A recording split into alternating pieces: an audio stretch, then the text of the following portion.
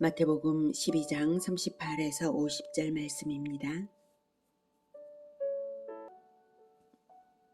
그때에 서기관과 바리새인 중 몇 사람이 말하되 선생님이여, 우리에게 표적 보여주시기를 원하나이다. 예수께서 대답하여 이르시되 악하고 음란한 세대가 표적을 구하나 선지자 요나의 표적밖에는 보일 표적이 없느니라. 요나가 밤낮 사흘 동안 큰 물고기 뱃속에 있었던 것 같이 인자도 밤낮 사흘 동안 땅속에 있으리라. 심판때에 니느웨 사람들이 일어나 이 세대 사람을 정죄하리니 이는 그들이 요나의 전도를 듣고 회개하였음이거니와 요나보다 더 큰 이가 여기 있으며 심판때에 남방 여왕이 일어나 이 세대 사람을 정죄하리니 이는 그가 솔로몬의 지혜로운 말을 들으려고 땅 끝에서 왔음이거니와 솔로몬보다 더 큰 이가 여기 있느니라. 사랑하는 형제 여러분, 6월 11일 토요일 새벽 묵상에 오신 것을 환영합니다. 이스라엘은 그리스도를 기다리는 것이 그들의 정체성입니다. 에덴에서부터 하나님께서 언약하신 메시아, 즉 옛뱀 마귀를 밟을 여자의 후손 그리스도를 이스라엘 민족을 선택해서 그 민족 가운데 보내시겠다고 아브라함과 이삭과 야곱에게 언약을 주신 것이고, 왕으로 보내실 것이므로 다윗 왕에게 언약하시고 다윗 왕가를 튼튼히 하셨습니다. 이 사실을 이스라엘은 다 알고 있고요. 그리스도를 기다리는 것이 그들 민족의 정체성입니다. 그리스도가 오시면 영접하여서 따라야 구약 이스라엘 역사 전체에 보람이 있는 것이죠. 그런데 정작 그리스도께서 오셨는데 이스라엘을 대표하는 지도층의 태도는 그리스도를 배척한 것입니다. 그것이 37절까지 해서 여러 가지로 나타났죠. 율법주의로 공격하고 안식일을 문자적으로 안식일을 어기도록 유도해놓고는 또 고발하고자 했고, 손 마른 자를 고쳐주시며 안식일 준수의 바른 도리를 가르쳐 주시자 오히려 예수님을 죽일 것을 모략하고, 귀신 들려 눈 멀고 말 못하는 사람을 고쳐주시자 오히려 예수님이 귀신들의 왕의 힘을 빌린다고 대적합니다. 그들의 언행은 일관되게 예수님을 대적하며 스스로 마귀의 종들임을 나타내었습니다. 예수님께서 그런 상황 속에서 오히려 당당하게 천국의 진리로 가르치시자 이번에는 38절에 서기관은 신학자들을 말합니다. 바리새인 중 몇 사람이 아마 선발된 사람들인 것 같은데 그들이 요구합니다. 선생님이여, 우리에게 표적 보여주기를 원하나이다. 표적이란 단순한 이적과 달리 이적을 행하는 자가 누구인지 증명되는 표, 즉 사인이 나타나는 기적을 표적이라고 합니다. 성경에서 표적이란 하나님의 사자라는 증거가 나타나는 것을 말합니다. 그러면 이들의 요청의 의미는 바로 예수님이 그리스도라면 표적으로 자기 증명을 해보라는 말입니다. 그들은 예수님을 그리스도로 믿고 싶어서 요청한 걸까요? 그렇지 않습니다. 서기관과 바리새인들이 표적을 요구한 것은 시험하려는 목적으로 요구한 것입니다. 말하자면 구약시대의 엘리야처럼 어디 하늘에서 불을 내려봐라, 이런 뜻이죠. 그들의 요구는 부당한 것이고 하나님을 시험하는 것과 다름없습니다. 왜냐하면 이미 너무나 많은 표적과 복음이 선포되었기 때문입니다. 그동안 어떤 것들이 예수님을 그리스도로 증거했나요? 예언대로 등장한 선지자 세례 요한이 요단강에서 공공연하게 세례를 했죠. 그때 대중의 귀로 들을 수 있도록 하늘에서 음성이 들려서 내 사랑하는 아들 기뻐하는 자라고 하나님께서 직접 알려주셨죠. 그때 성령이 비둘기 형상으로 임했고요. 이후 공공연하게 천국을 선포하며 다니셨고 귀신을 쫓고 병을 치료하고 인간으로서는 그 누구도 결코 할 수 없는 일들을 무수히 행하셨고 모든 가르침 가운데 천국의 왕 되심을 분명하게 알리셨습니다. 예수님의 전도는 하나님 나라로 들어오라는 전도였습니다. 예수님이 그리스도이신 것은 너무나 명백합니다. 그런데 다른 표적, 그 이상의 표적을 요구하는 것은 이미 믿음 없음을 나타내는 증거입니다. 39절 예수께서 대답하여 이르시되 악하고 음란한 세대가 표적을 구하나 선지자 요나의 표적밖에는 보일 표적이 없느니라. 요나가 밤낮 사흘 동안 큰 물고기 뱃속에 있었던 것 같이 인자도 밤낮 사흘 동안 땅 속에 있으리라. 네. 예수님이 선지자 요나의 표적밖에 보일 표적이 없다고 하신 것은 불신앙에 빠져 있는 사람들에게는 더 이상 표적을 보여준들 소용이 없다는 의미로 들리지만 사실 요나의 표적은 역사 최대의 표적을 의미하는 표현입니다. 부활을 말하는 것이죠. 요나의 표적이 무엇인지를 40절에서 말하잖아요. 인자도 밤낮 사흘 동안 땅 속에 있으리라. 즉 십자가의 죽음과 죽음 사흘 동안 있으리라는 것은 그 다음 일어나겠다는 뜻이잖아요. 그래서 부활을 의미하는 예언입니다. 이것이야말로 인류 최대의 표적이며 최고의 증거입니다. 성경 요나서를 읽어서 요나 이야기는 이제 확인하시길 바라고요. 여기서는 생략할게요. 자, 그래서 직접적으로 말씀하십니다. 41절 요나보다 더 큰 이가 여기 있으며 솔로몬보다 더 큰 이가 여기 있느니라. 이 이상 어떻게 그리스도이심을 말하겠습니까? 다 말씀하신 거죠. 요나보다 더 큰 이, 솔로몬보다 더 큰 이, 나다. 이 말씀에는 또한 책망이 들어있습니다. 어떤 계시도 알지 못하던 이방인 니느웨가 낯선 방문자에 불과한 요나의 심판의 메시지를 들은 즉시 회개하였다는 사실과 하나님의 계시를 받은 일이 없는 스바 여왕은 진정한 지혜를 얻고자 머나먼 이방에서 솔로몬을 찾아왔는데 요나보다 완전한 선지자요 솔로몬보다 완전한 지혜자인 예수님을 오히려 배척하는 유대인들은 심판 때의 변명의 여지가 없다는 것입니다. 계시에 풍부한 유대인들이 그리스도를 배척했다는 것은 심판받아 마땅한 것이죠. 이어지는 비유는 두려운 예언입니다. 43절 더러운 귀신이 사람에게서 나갔을 때에 물 없는 곳으로 다니며 쉬기를 구하되 쉴 곳을 얻지 못하고 이에 이르되 내가 나온 내 집으로 돌아가리라 하고 와보니 그 집이 비고 청소되고 수리되었거늘 이에 가서 저보다 더 악한 귀신 7을 데리고 들어가서 거하니 그 사람의 나중 형편이 전보다 더욱 심하게 되느니라. 이 악한 세대가 또한 이렇게 되리라. 네, 계시에 풍부한 이스라엘이 그리스도를 거부했기 때문에 계시에 풍부한 이스라엘이 예수님을 쫓아내고 있기 때문에 바로 이 세대가 이 악한 세대의 이스라엘이 또한 이렇게 되리라라고 하는 뜻입니다. 이 비유에서 내가 나온 집, 내가 나온 내 집, 귀신이 처음에 살던 집이죠. 내가 나온 내 집이라고 귀신이 말하는데 귀신이 처음에 살던 사람이죠. 귀신의 집이니까 사람 즉 유대인 민족을 비유한 것입니다. 그 집이 비고 청소되고 수리되었거늘 이것은 비어있다는 것은 아무도 거주하지 않는 빈집처럼 되어 있었다는 것입니다. 즉 성령께서 그 사람에게 거주하시지 않기 때문에 다시 귀신을 받아들이기에 좋은 장소로 있었습니다. 그러니까 청소되었다는 것은 부정적인 의미입니다. 귀신이 싫어하는 것이 치워져 있었다는 의미죠. 수리되었다는 것은 헬라어 원문 의미로는 장식되었다, 즉 외식적인 요소까지 있어서 귀신의 마음에 쏙 들었다는 것입니다. 이 비유를 역사적인 관점으로 해석을 하면 이스라엘 백성들은 바벨론 포로 귀환 시에 우상 숭배라는 더러운 귀신을 쫓아내는 개혁적인 일을 했습니다.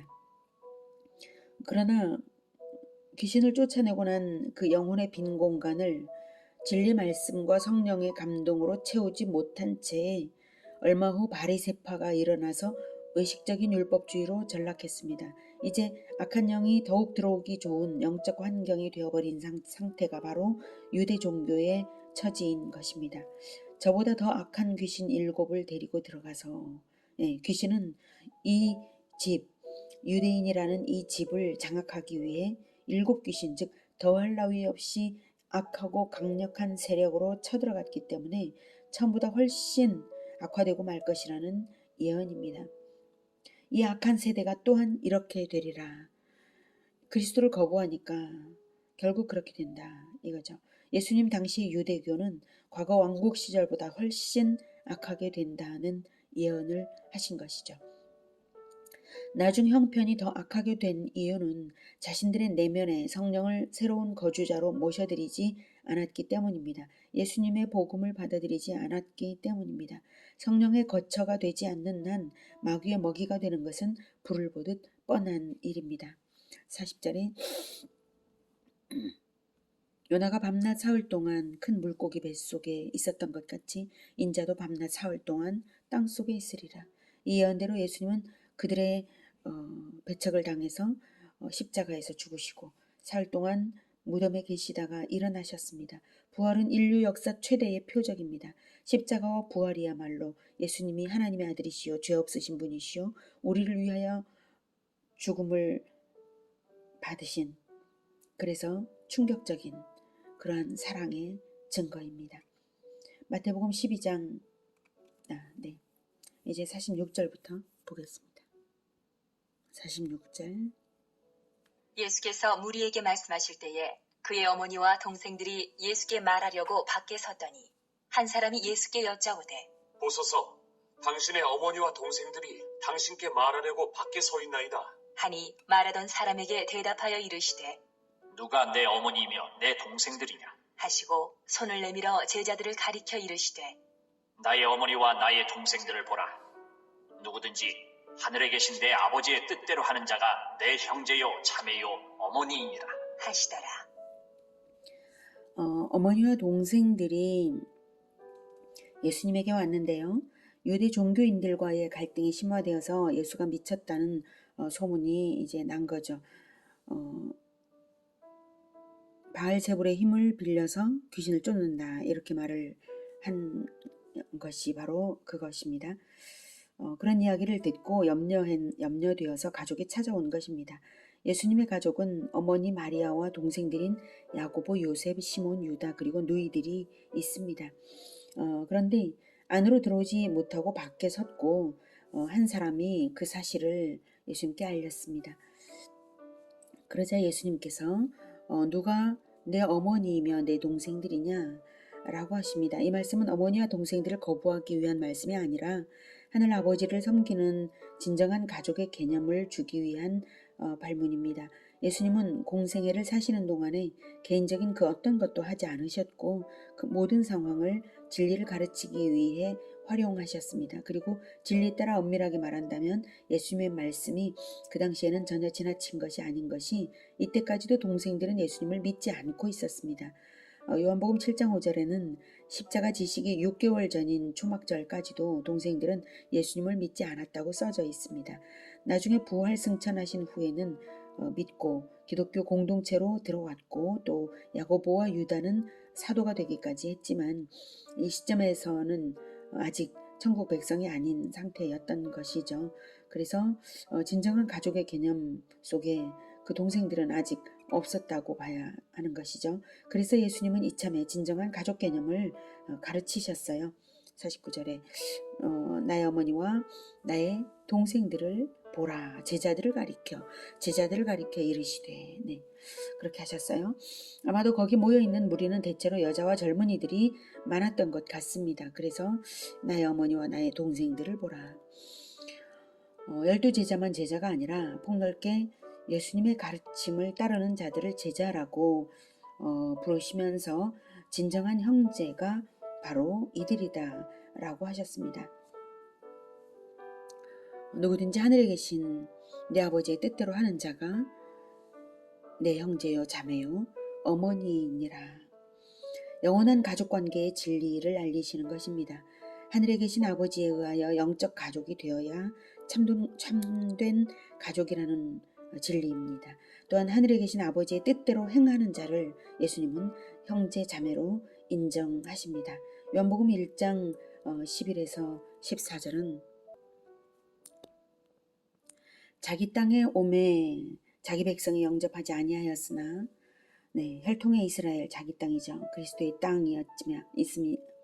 땅이었지만 혈통의 이스라엘은 영접하지 않았고 자기 땅, 자기 백성에게 예수님은 버림받았습니다. 그러나 영접하는 자, 곧 그 이름을 믿는 자들에게는 하나님의 자녀가 되는 권세를 주셨으니 이는 혈통으로나 육정으로나 사람의 뜻으로 나지 아니하고 오직 하나님께로부터 난 자들이니라. 네, 혈통적 이스라엘은 이제 더 이상 하나님의 자녀가 아닙니다. 사람의 의지로서 하나님의 자녀가 되지도 못합니다. 선행을 많이 쌓아서 하나님의 자녀가 되지도 못합니다.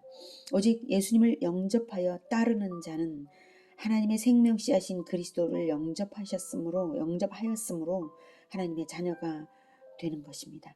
예수님이 하나님으로부터 난 것처럼 믿는 자들도 예수님을 영접하면 하나님으로부터 난 것입니다.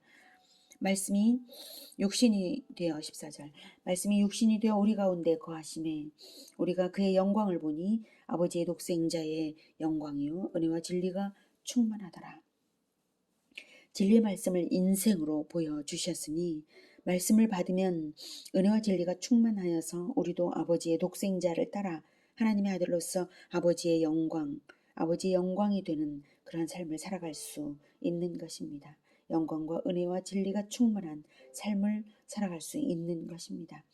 그렇게 사는 자가 바로 예수님의 자매요 형제입니다. 이스라엘은 예수님을 시험하며 절대 표적 부활을 믿지 않아서 일곱 귀신 들린 운명이 되었지만 우리에게는 말씀을 주셔서 형제를 삼으셨습니다. 이 영광과 은혜와 진리를 우리가 한시라도 의심할 수 있습니까? 결코 그럴 수 없습니다. 늘 주님과 동행하며 진리를 따라 행하는 우리 모두가 되기를 기원합니다. 기도하겠습니다. 하나님, 독생자 아들을 보내셔서 요나의 표적으로 자기 증명을 하게 하신 그 은혜를 참으로 감사합니다. 자기 땅에서 백성들에게 배척당하고 죽기까지 복음을 전하고 그들을 사랑하신 예수님, 최대의 표적 부활로서 자기 증명을 하셨지만 이 세상 이 세대에도 주님을 믿는 자는 너무나 적습니다. 그러나 우리에게는 은혜를 부어주셔서 믿게 하시고 주님의 말씀을 따를 수 있게 하시니 정말 감사합니다. 그 은혜의 말씀, 진리와 영광의 말씀을 날마다 사랑하며 배워 따르겠습니다. 우리에게 성령으로 충만하게 부어 주셔서 우리 안에 오직 성령께서 함께하여 주시며 결코 마귀의 줄기들이 우리에게 터치도 하지 못하게 막아 보호하여 주시옵소서. 오직 성령께서 인도하는 대로 말씀 배워 따르겠습니다. 주님 도와 주시옵소서. 예수님의 이름으로 기도드립니다. 아멘.